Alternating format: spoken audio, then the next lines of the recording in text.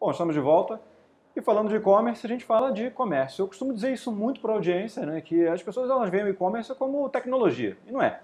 O e-commerce é comércio, é varejo, é atacado, mas a essência do e-commerce é comércio através da internet. Eu estou aqui com o Vitor do Prado, da Organização Mundial de Comércio. Vitor, como que você está enxergando esse lance? A gente já conversou um pouco, mas como você está enxergando esse caminho inevitável que o comércio está tomando e as consequências que isso tem gerado entre o relacionamento entre os países, entre os estados? Vamos começar falando um pouquinho sobre isso. Achei muito interessante você dizer que e-commerce é tecnologia, mas é basicamente comércio. Você tem toda a razão. Porque para nós na OMC não faz a menor diferença se você compra um sapato online ou se vai na loja. No fundo, o ato importante é o ato de compra e venda.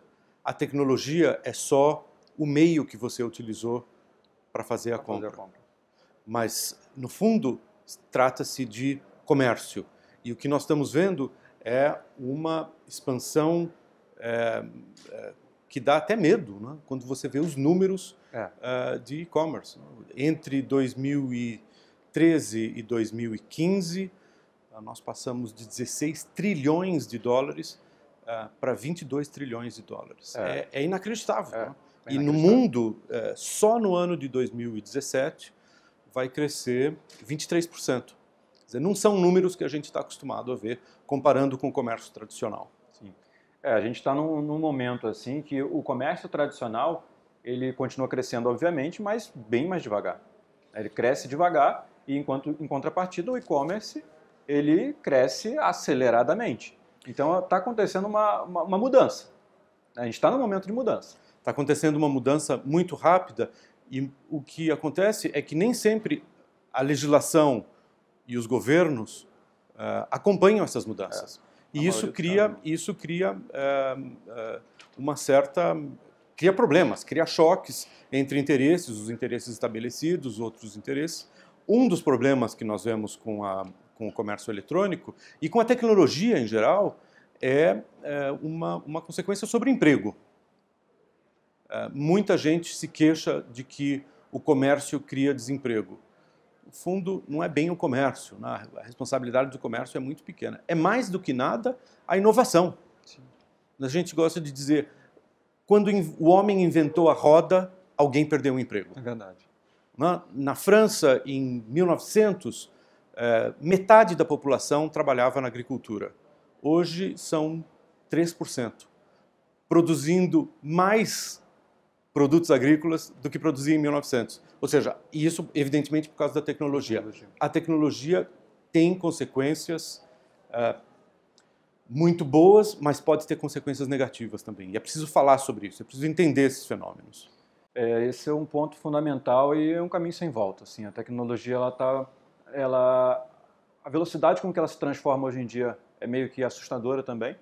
Isso tende a acelerar mais com o passar dos anos. Vitor, eu queria ver um pouco você falar sobre... a gente falou um pouco sobre comércio. Quando a gente fala sobre legislação, sobre governo, existe um conflito muito grande que o e-commerce tem gerado aqui no Brasil a respeito dos estados. Os estados brigando pelo ICMS, brigando pelos impostos. E eu creio que entre países isso também esteja acontecendo. A gente vê aqui no Brasil uma crescente demanda de usuários comprando produtos na China, e ao invés de comprar nos e-commerces aqui do Brasil, por exemplo. Por enquanto, eu ainda não vi nenhum dos grandes começar a reclamar sobre isso, mas eu acho que isso não vai demorar muito para acontecer. Queria ver o que você acha disso, o que você espera disso no futuro. Esse é mais um exemplo do tipo de revolução que resulta da tecnologia. Na OMC, hoje em dia, fala-se muito de e-commerce. Há uma tentativa de se lançar uma negociação ou pelo menos uma conversa estruturada sobre esse assunto, porque justamente os governos dos 164 países membros da OMC enfrentam problemas desse tipo, seja no nível interno, seja no nível internacional. Muitos governos começaram a adotar regulamento interno e o temor é que se cada governo adotar uma legislação que não seja coerente com a de outros governos, que você tem uma interrupção de comércio, que seria o efeito contrário do desejado. Sim. Então, o que se tenta fazer é se pensar como é que a gente pode ter alguns princípios básicos. Por exemplo, o princípio de não discriminação entre os parceiros comerciais, não discriminação entre o produto nacional e importado, evidentemente, se utilizando as mesmas barreiras que são legítimas, que existiam no passado. Mas é por isso que é preciso falar sobre e-commerce. É um fenômeno novo, a gente não entende tudo o que está acontecendo, e esses problemas que você está me descrevendo entre os estados brasileiros são, de fato, problemas que ocorrem em outros países e ocorrem entre os países também. Uma coisa que ainda, esses debates, eles ainda vão se acalorar com o tempo, porque hoje em dia, se a gente falar de e-commerce, a gente está falando basicamente de produto. A gente pegar um produto que está num lugar e entregar ele em um outro lugar. Mas não vai demorar muito para os serviços serem englobados nesse caminho. Vou te contar um caso meu. Eu tenho uma empresa onde a gente comercializa cursos, treinamentos online. Na minha visão, isso é um produto. Eu comercializo um produto. Tributariamente, a gente tributa isso como serviço. A gente presta um serviço de treinamentos online para quem compra isso da gente. Mas eu sei que isso é um produto. Involuntariamente isso é um produto. E eu creio que nos próximos anos a legislação vai ter que encontrar um caminho e a gente vê uma nova briga. Hoje em dia, quando a gente fala de ISS no Brasil, a gente está falando de prefeitura. Se for comércio de produto, é Estado. Aí tem mais 5.000 não sei quantos municípios entrando nessa batalha em breve, pelo menos aqui no Brasil. Fascinante o que você está me dizendo, porque é exatamente o tipo de discussão que a gente tem em Genebra. Os acordos da OMC estão divididos entre acordos sobre produtos, mercadoria, e mercadoria, do nosso ponto de vista, é algo físico, ou seja, é algo que está descrito no sistema harmonizado, é uma lista de produtos, que você bota num container ou num pacote, passa a fronteira e vai pagar um imposto de importação. O seu curso não paga imposto de importação na fronteira, porque não há uma base física sobre ele. Depois você tem serviços como transportes, tecnologia, telecomunicações, serviço médico, serviço de cabeleireiro, seguro, serviços bancários. Imagina todo tipo de serviços. Serviço de educação, de treinamento. E depois você tem propriedade intelectual. Acontece que, da maneira como se faz comércio, sempre se fez, mas sobretudo hoje em dia, é difícil você distinguir exatamente onde que para a parte produto e onde que começa a parte de serviço. Porque você tem, por exemplo, seu iPhone, você baixou música. Baixou um aplicativo, uma música. Uma música é produto ou é serviço?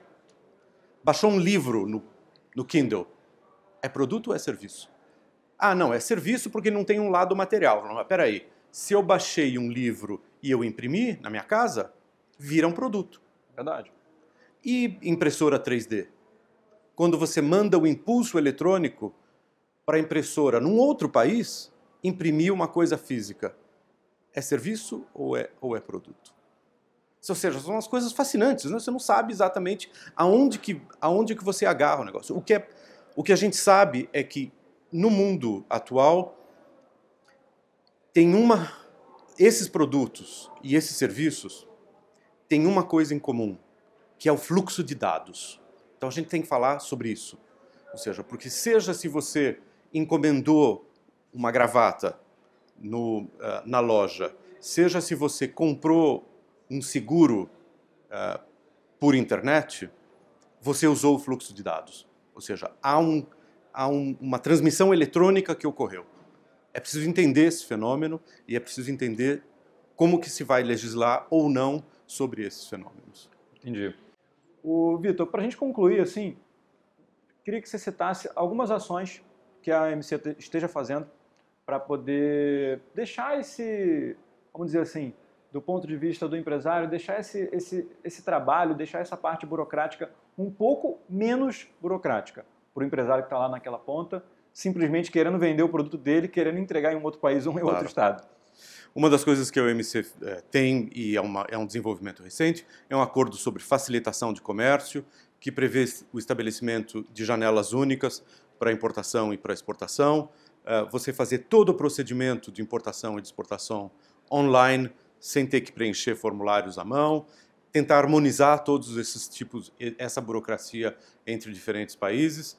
A OMC também tem um moratório em se cobrar taxa sobre as transmissões eletrônicas, e há muito debate, muita conversa sobre o futuro. Mas há ações práticas nesse sentido, e há órgãos ligados ao OMC, como o International Trade Center, que ajuda pequenas e médias empresas em países de desenvolvimento a se engajarem no comércio eletrônico.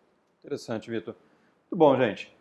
Estive aqui com o Vitor Prado, da OMC. Vitor, obrigado pela entrevista. Muito obrigado, Bruno. Boa sorte no Prazer. seu painel daqui a pouco e continue acompanhando o nosso conteúdo aqui no Export.